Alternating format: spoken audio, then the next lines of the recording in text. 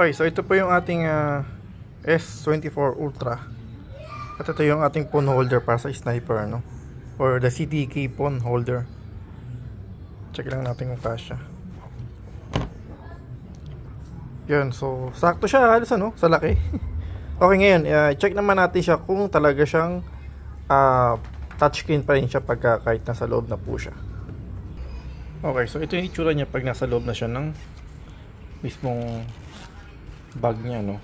And then kung touchscreen nga ba siya, uy, ayos okay ito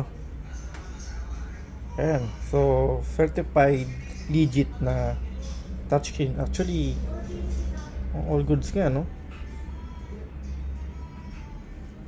Sa ano, parang normal lang din na naka-screen type ka na ano, na cellphone, ano, para siyang wala siyang plastic. Ayun, no? All goods, ano? So okay, panalo, approve. So ito po yung ating CDK na phone holder.